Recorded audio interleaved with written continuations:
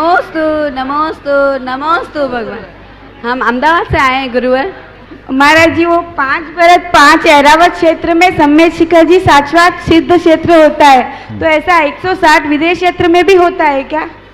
हाँ, वहाँ से भी जो निर्वाण होता है वो सम्यक शिखर जी से ही होता है।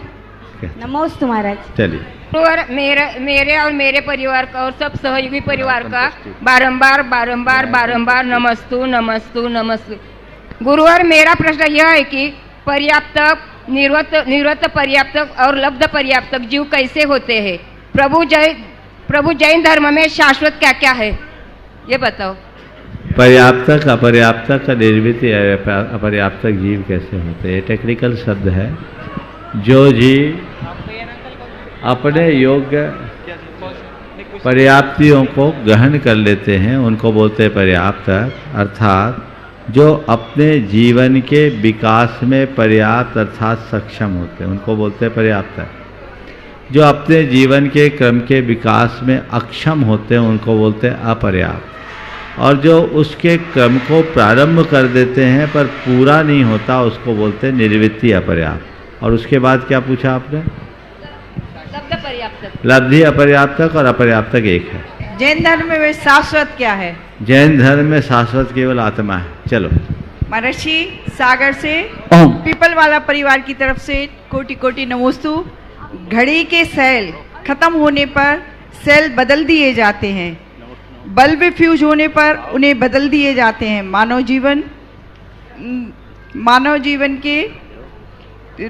जीवन की ममता रूपी सेल कसाय और पाप को कैसे बदलें? सेल घड़ी और बल्ब से हम अपने कषायों की जो तुलना कर रहे हैं, थोड़ा सोचने की बात। अगर हमारी कषाएं घड़ी और बल्ब की तरह दृष्टिगोचर होती ना और उनका फंक्शन दिखता होता तो अभी तक तो कितनी बार बदल दिया जाता। ये भावात्मक चीज़ें हैं और इन्हें हम भावात्मक स्थिति में ही परिवर्तित कर सकते हैं।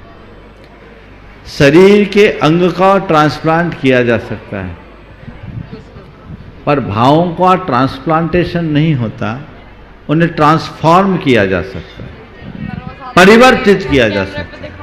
और अगर हम अपनी भावधारा को बदलते हैं, धर्म और अध्यात्म के रास्ते पर आकर अपने चिंतन को परिवर्तित करते हैं तो ये सब चीज़ें हमारे जीवन में सहज घटित हो सकती हैं। महाराज जी को बारंबार नमोस्तु नमोस्तु नमोस्तु। महाराज जी, मेरा प्रश्न यह है कि आपको वैराग्य कैसे हो? मैं भी ऐसा क्या करूं कि मुझे भी ऐसे वैराग्य की इच्छा प्रकट हो?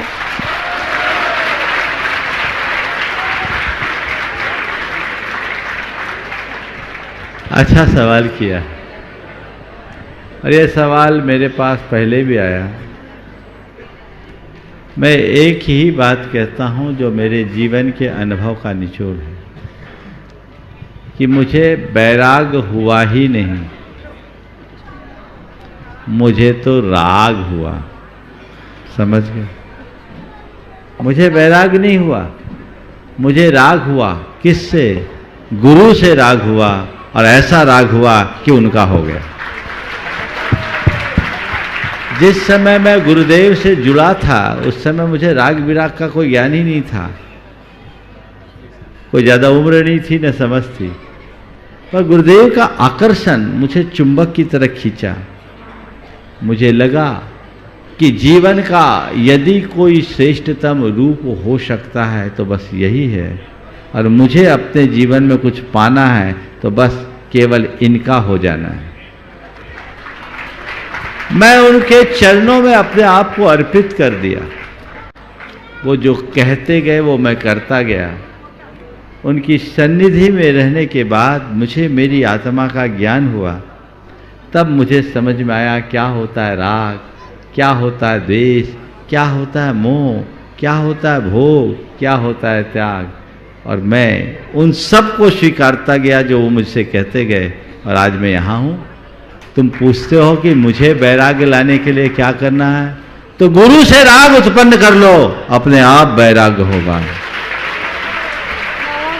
और मैं एक समझता हूँ ये अनुभव केवल मेरा नहीं, इस सभा में बैठे अनेक लोगों का होगा। होगा कि नहीं? जिसने गुरु से अपना नाता जोड़ा है उसका ही मोक्ष से नाता जुड़ पाया है। इसलिए कहावत बिल्कुल सत्य है, जिसका कोई गुरु नहीं उसका जीवन शुरू नहीं। गुरु की महिमा को समझो, तब बाकी बातें आती है और जीवन में बदलाव घटित होता है। समझ गए? महाराज जी के चरणों में त्रिबार नमोस्तु। महाराज जी, मेरा क्वेश्चन है कि हमें क्या अभ्यास करना चाहिए कि हम ऑप्टिमिज्म और रियलिटी के बीच में बैलेंस ला सकें? फिर से बोलो। महाराज जी, हमें क्या अभ्यास करना चाहिए कि हम ऑप्टिमिज्म और रियलिटी के बीच में बैलेंस ला सकें? ऑप्टिमिज्म और रियलिटी के बीच में बैलेंस करने के लिए हम क्या अभ्यास करें? कुछ नहीं करें। दोनों चीजें अपनी अपनी जगह है। जो हमें दिख रहा है उसे केवल दिखने जैसा मानो, और एक बात समझो, हर दृश्य शक्ति के पीछे कोई अदृश्य शक्ति होती है। समझ गए? हर दृश्य शक्ति के पीछे कोई अदृश्य शक्ति होती है। हर विजुअल फोर्स के पीछे कोई इनविजुअल फोर्स होती है। समझो बात को। जैसे ये लाइट जल रही है, जल रही है, लाइट हमें दिख रही है। लाइट जल किससे रही है? बिजली। हाँ, इलेक्ट्रिसिटी। बिजली। इलेक्ट्रिसिटी दिख रही है क्या? नहीं ना। वो हमारे दृश्य में दिखाई नहीं दे रही है, लेकिन है ना। हमारा जीवन का क्रम जो चल रहा है, जो हमें दिख रहा है, हमारी सारी एक्टिविटीज हमें दिख रही है। दिख रही है। कल चल किससे रहा है? आती जाती सांसें हमें दिख रही है। जीवन की हर क्रिया हमें दिखाई पड़ रही है, पर अंदर का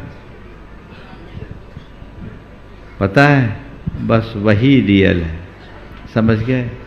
जैसे हम लाइट को देख सकते हैं, वायर को देख सकते हैं, करंट को केवल फील किया जा सकता है, वैसे इन सब चीजों को देख सकते हैं। जो अंदर का रियल तत्व है उसको केवल फील किया जा सकता है। समझ गए?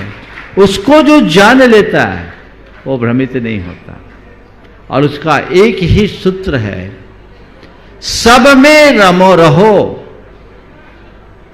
निज में रमो। सब में रमो रहो, निज में रमो।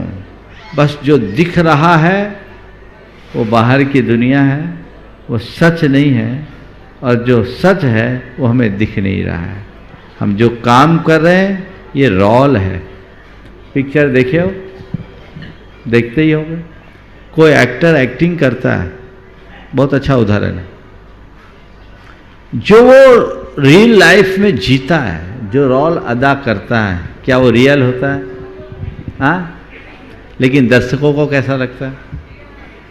हाँ, रियल लगता है ना। तो फिर क्या करते हैं? उस पूरे दृश्य को देख के रोते हैं, कलपते हैं, आंसू बहाते हैं। हो रहा है? जैसा दृश्य होता है वैसा देखते हैं और वैसी फीलिंग आती है। लेकिन जो एक्टर है उसको कुछ फर्क नहीं पड़ता। क्यों? उसको पता है ये तो रोल है। उसे भिखारी भी बनना पड़े तो ऐसा भिखारी बनेगा कि लोगों का हृदय पिघल जाए। और उस रोल का भी उसने करोड़ों लिया है ना। तो क्या किया? ये ऊपर का चोला है, ऊपर का रूप है, रियल कुछ और है। समझ गए? तो तुम्हारे साथ जो कुछ भी घटे तुम उसको जियो, पर समझो this is role not real. समझ गए? ऑप्टिमिज्म और रियलिस्टिक में अगर बैलेंस बनाना है तो इससे अच्छा उदाहरण और कोई नहीं होगा। समझ गए? सबके मध्य रहते हुए भी जो अपनी पहचान बनाए रखता है, जीवन का सार केवल वही और वही पा सकता है। ऐसा प्रयास। नमोस्तु महाराज जी। महाराज जी, सबसे बड़ा है रोग, क्या कहेंगे लोग? कहने वाले कहते जाते, कहने से क्या कश्ती रुकती है, तूफानों में भरते जाने से मंजिल की मस्ती बढ़ती है। महाराज जी, मेरे जो 2 भाई हैं वो मुझसे थोड़े से गोरे हैं, तो लोग बोलते हैं कि तुम मुंह पे क्या बोलते हैं, दूध ब्रेड लगाया करो, बेसन लगाया करो, मलाई लगाया करो। पर महाराज जी, मुझे उन लोग के बात से कुछ फर्क नहीं पड़ता, मुझे लगता है कि क्यों करना है। पर महाराज जी, वो लोग कुछ ज़्यादा ही ऐसे बोलते हैं कि फिर मन में वही बात चलने लगता है। तो लोगों के बातों से हम कैसे बचें? बहुत अच्छा। सबसे पहले तो इसके सवाल और सवाल की प्रस्तुतिकरण की दाद देनी चाहिए। बहुत अच्छी बात कही। एक ही बात कहो कि मनुष्य का जीवन उसके बाहरी रंग रूप से नहीं चलता, उसके भीतरी विचारों से चलता है। समझ गया? एक जगह एक मेला लगा हुआ था, उस मेले में गुब्बारा बेचने वाला गुब्बारे बेच रहा था। काले, पीले, नीले हर रंग के गुब्बारे थे। वहाँ एक 6 साल का बच्चा उसे देख रहा था कि गुब्बारा बेचने वाला गुब्बारा बेच रहा है, उड़ा रहा है, आसमान में जा रहा है। उसने पूछा कि सब गुब्बारे आसमान में जाते हैं? बोले हाँ जाते हैं। बोले ये जो ब्लैक कलर का गुब्बारा ये भी उतनी ऊंचाई तक जाता है? बोले हाँ जाता है। आश्चर्य। उसने दोबारा पूछा ये ब्लैक कलर का गुब्बारा वो भी उतनी ऊंचा जाता है? बोले हाँ जाता है। उसको आश्चर्यचकित देखकर उस गुब्बारे को बेचने वाले ने कहा, बेटे गुब्बारे आसमान में अपने रंग के कारण नहीं, इसमें भरी हुई हीलियम गैस की तरंग के कारण उठते हैं। जिस गुब्बारे में गैस है वो गुब्बारा आसमान को छुएगा। ये एक वाक्य उस बच्चे के जीवन का बोध वाक्य बन गया और उसने समझा कि मनुष्य का जीवन उसके रंग से नहीं, उसके विचारों की तरंग से चलता है। और वही व्यक्ति दक्षिण अफ्रीका का गांधी नेल्सन मंडेला बना, जो काला था। समझ गए? तुमने जो सवाल अपने पर किया, मुझे मालूम है तुम सबको मैसेज देना चाहते, ऐसे तुम बहुत गोरे हो और ज्यादा गोरा होना भी बहुत अच्छा नहीं होता, जो है सो ठीक है। समझ गए? और जो बोले ना कि गोरे हैं तो क्या हुआ, तो कहना पारसनाथ भगवान तो काले थे, क्या कम थे? सब भगवान में सबसे ज्यादा नाम पारसनाथ का है ना। इसलिए इस सब चीजों को बिल्कुल नहीं सोचना, हमें अपना ध्येय देखना है। और भाई से एक बात और कहना, अगर भाई ऐसा कहता है ना, एक किस्सा और सुना दूं? चलो वो नहीं फिट बैठेगा, उसको तकलीफ होगी सुनाऊंगा तो। पर भाई से ऐसा कहना कि देख मैं थोड़ा डल हूं ना, तब तेरी महिमा है, अगर मैं भी तेरे जैसा होगा तो हो जाऊंगा तो तेरे को कौन बोल देगा। इसलिए मेरा आभार मान कि मैं डल हूं, उसके कहे अनुसार, मेरे कहे अनुसार नहीं। मेरा आभार मान कि मैं डल हूं, अगर मेरा ऐसा मैं भी तेरे जैसा होता तो कंपेयर कैसे होता। समझ गए?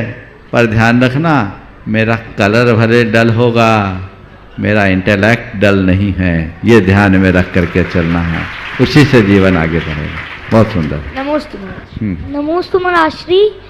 महाराष्ट्री, जैसे हम खाना खा रहे और हमारे हाथ से खाना का थाली गिर जाए तो महाराष्ट्री बड़े लोग बोलते हैं कि हम ही नौकर को दे देते हैं।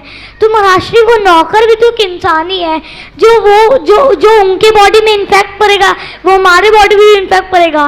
तो महाराष्ट्री कुछ लोग हैं तो वो ऐसा क्यों करते हैं? बहुत अच्छी बात कही है और हमें ऐसा व्यवहार नहीं करना चाहिए।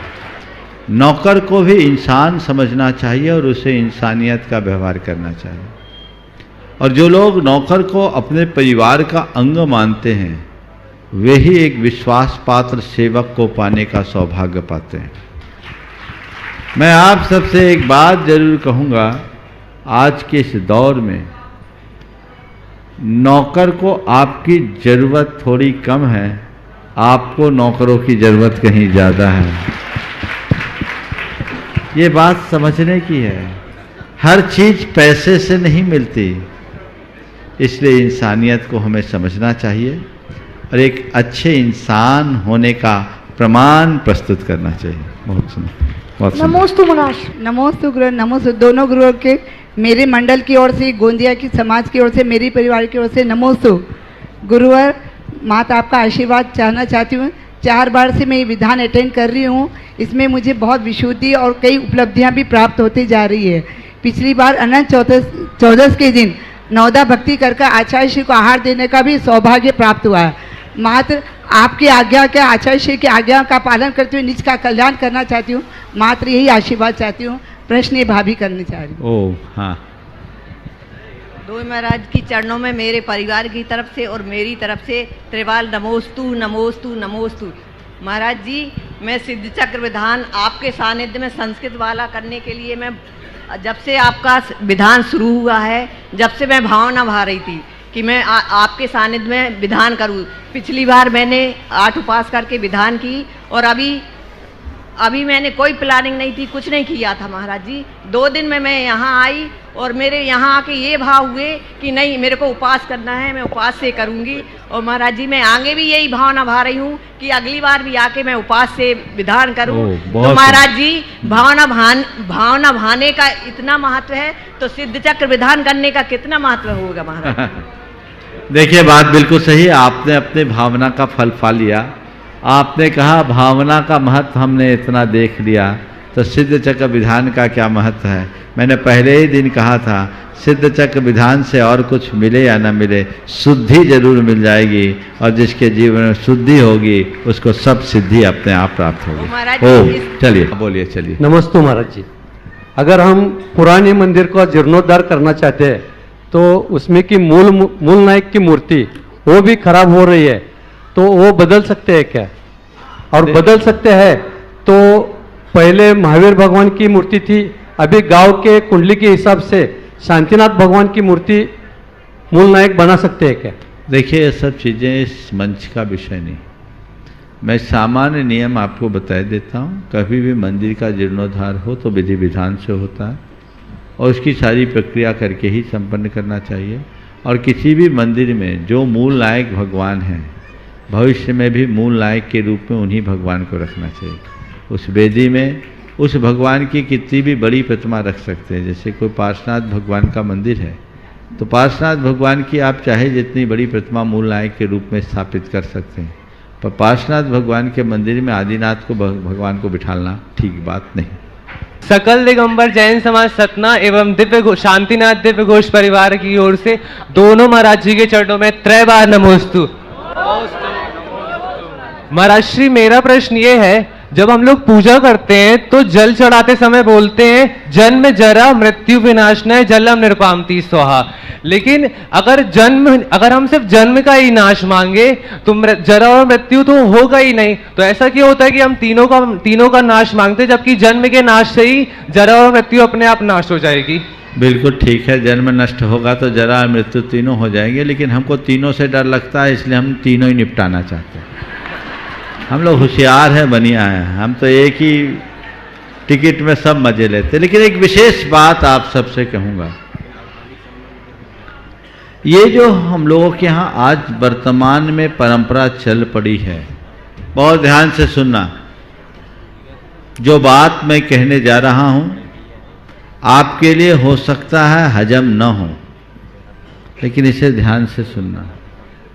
जन्म जरा मृत्यु विनाशनाय जलम निरुपामति, संसारता विनाशनाय चंद्रम निरुपामति आदि आदि जो बोलते हैं, ये बड़ी अर्वाचीन प्रणाली है, यानी बहुत बात की है। हमने पूर्ण पूजा साहित्य का अध्ययन किया। हमारे पूजा के ग्रंथों में ऐसा उल्लेख नहीं है।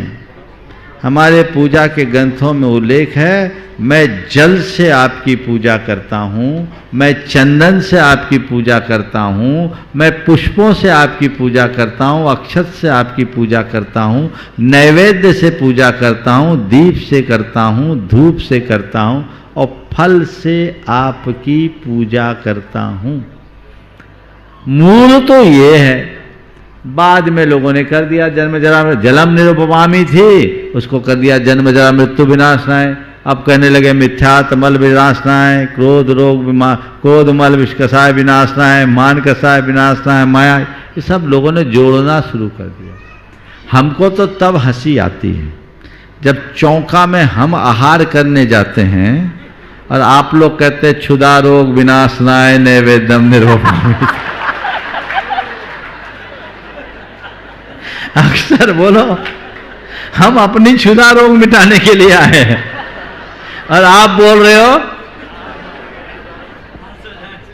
तो क्या करो, ये सब हटा दो। जन्म जरा मृत्यु विनाशनाय, संसार ताप विनाशनाय, अक्षत विपाताय, इसकी कोई जरूरत नहीं। जलम निर्वपामीति स्वाहा, चंदनम निर्वपामीति स्वाहा, अक्षतान निर्वपामीति स्वाहा, पुष्पानि निर्वपामीति स्वाहा, या जलेन अर्चयामि, सुगंधेन अर्चयामि, अक्षतेन अर्चयामि, पुष्पेन अर्चयामि। ये अभ्यास बनाइए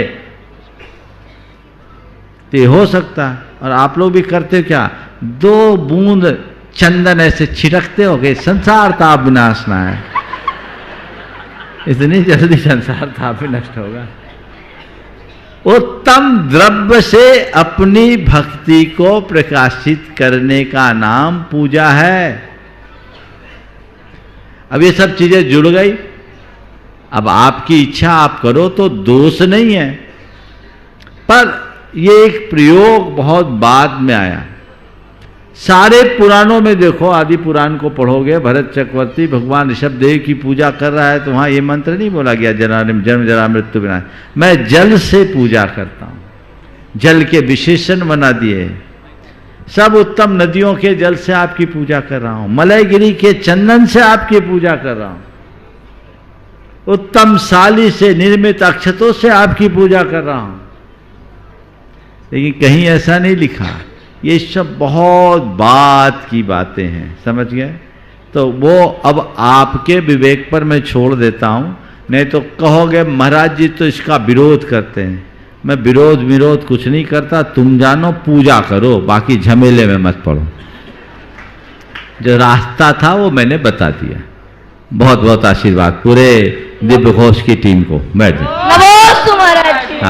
है गुरुदेव, सीलोदय तीर्थ क्षेत्र कमेटी एवं पार्श्वनाथ सेवा समिति की तरफ से गुरुदेव के चरणों में बारंबार नमोस्तु नमोस्तु नमोस्तु। गुरुदेव आप शिखर जी में विराजमान है, ये हमारा बहुत बड़ा पुण्य है। यहाँ लाखों लोग आते हैं, शिखर जी की वंदना करते हैं और चले जाते हैं।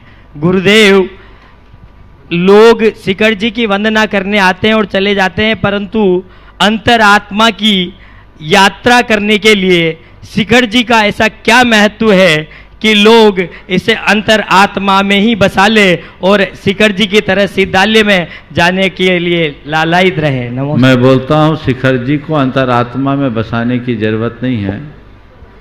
जो अंतरात्मा में बस जाएगा वो शिखर जी अपने आप पहुंच जाएगा। ये शिखर जी किसकी है? जिन्होंने अपने आप को अंतरात्मा में बसाया वो लोक के शिखर पर पहुंच गए। बस मोक्ष मार्ग पर चलो। शिखर जी आने वाले के लिए मैं केवल इतना कहूंगा कि वे एक ही बात और एक ही भाव लेकर जाए कि शिखर जी की वंदना का कोई प्रत्यक्ष लाभ मुझे चाहिए तो एक ही चाहिए, वह है देव शास्त्र और गुरु के प्रति मेरी श्रद्धा में वृद्धि हो जाए।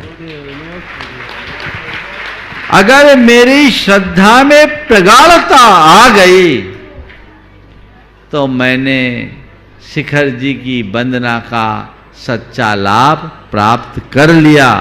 जितने लोग, बैठ जाए आप लोग, जितने लोग शिखर जी आए यहां से जाएं, तो अब यहां से जाने के बाद तुम्हारी धर्म में रुचि बढ़नी चाहिए। नहीं, अब शिखर जी अब आ गया, रोज मंदिर नहीं जाता था, मैं मंदिर जाऊंगा, कभी अभिषेक नहीं करता था, अभिषेक करूंगा। रात्रि भोजन करता था, अब मैं रात्रि भोजन नहीं करूंगा। कभी माला जाप नहीं किया करता था, माला जाप करूंगा। मैं वैष्णव को त्यागूंगा, मैं बुराइयों को त्यागूंगा। ये अगर आपने प्राप्त कर लिया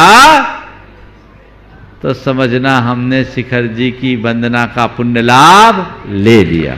चलिए, इस प्रकार आज के सत्र को परम पूज्य गुरुदेव के चरणों में नमन अर्पित करते हुए यहीं पर विराम दे रहे हैं।